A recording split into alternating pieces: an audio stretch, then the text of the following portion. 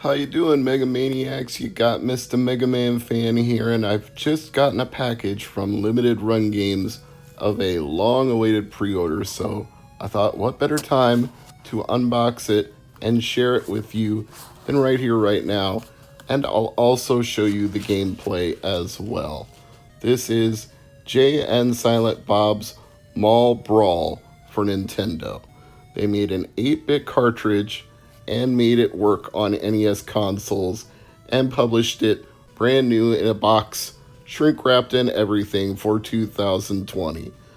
It's copyright Spoony Bard Productions. I ordered this, I'd say, well over a year ago. I don't know how long it's been. I think we were supposed to get it in early 2020, but thanks to the global pandemic, that was not happening. As you can see, they included a collector's card with it, as they do with most limited run games releases, and the back cover features both artwork from the game and the trademark Jay and Silent Bob humor from the Kevin Smith films in the View Askew universe. We have uppercuts and security guards. It's rage in the mall, punching folks in the dome like both a gangster and a gentleman. It combines the action of River City Ransom and Double Dragon 2. Oh really? We'll just see about that. And, of course, you can see it's sealed on all sides. So that means we've got to break the seal and get the cartridge, manual, everything that's inside out. I don't think there's going to be much more than a cartridge and a manual, but let's make a nice, careful incision here so we can maintain some of the shrink wrap to keep the box in nice shape while also being able to get to the contents within. Now we'll make another cut on each side so that we can lift up the top flap. And one more to go. Slide it on over here. Pop that bad boy up. And we're good. Okay. So let's open that top flap and get a look at that beautiful beam footage. I mean, that beautiful NES cartridge. Come on. Let's try to get it open without creasing it in the middle. Yeah, there we go. Success. So weird to open a brand new shrink-wrapped NES game in the year 2020, but I should be getting more and more used to it because NES homebrews have become rather commonplace. It's just, I don't buy very many of them, but my wife and I are both big fans of the Kevin Smith films, so this one was kind of a must-have. As you can see, there is a manual to go with the game. Let's pop this open and take a quick look at it.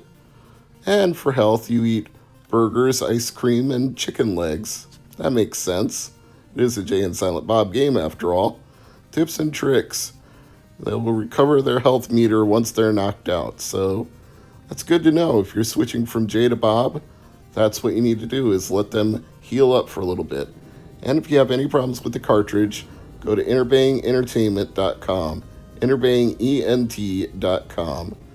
This is a bright neon yellow cartridge. It's definitely going to stand out in my collection. You are not going to see anything that unusual unless you bought and home assembled your own game. So, we've got it out of the box. What's left to do? But test the game, of course. So stick the manual back in here. And then I'll go over to my top-loading NES with my 8-bit DOE wireless 2.4 gigahertz NES controller, and we'll give it a whirl. So in the background, you can hear me loading the cartridge in and flipping the switch on my NES top loader, and success! We have a working game. There are the opening credits. So let me sit back down, and then we will center up this camera a little bit to get a better look at Jay and Silent Bob's Mall Brawl. I'll apologize in advance if you see any rolling bars because of the refresh rate. Unfortunately, I don't have a capture card, so this is the only way I can do it. It's interesting that they actually put saved data in this game, which means there's a battery backup inside it, which means somebody 10 or 20 years down the line is probably going to have to replace that battery to keep it from corroding the contacts and keep this game in good working condition. Not sure I'd want to put batteries in a homebrew, but they are going for the extra mile of quality here. They want something that will stand up as a modern homebrew release. So I get it. I understand. And I like the graphics and the presentation right away. And the box was not lying. This is definitely a Double Dragon 2 slash River City Ransom style side-scrolling beat-em-up game, which you would expect because if they wanted to make something that would translate the funny humor of Mallrats, you're not going to get much better than defeating security guards and beating up your antagonists that are preventing you from escaping from the mall. So I applaud them for choosing a format and theme that would fit the movies and also be fun to play. As you can see, we are on the set of Truth or Date right now, the game show hosted at the mall that the introductory sequence told us we would be sabotaging. I don't know if we're actually sabotaging it by beating up this bunny mascot here, or if we're just sabotaging it by running through it and causing mayhem and getting into a melee with the security guards who are trying to escort us away. But we're not seeing any of the other characters from that sketch in the Mallrats movie. We're just beating up the security guards as we make our way through the set of the game show. So it is what it is.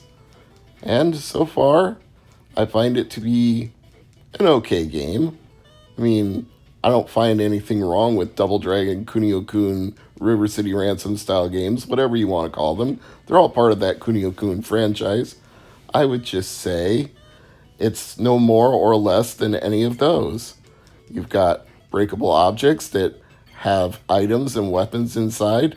You've got enemies that themselves have weapons, and if you hit them, they drop the weapons, and then you can use their weapons against them. That is a very Double Dragon 2 thing to do.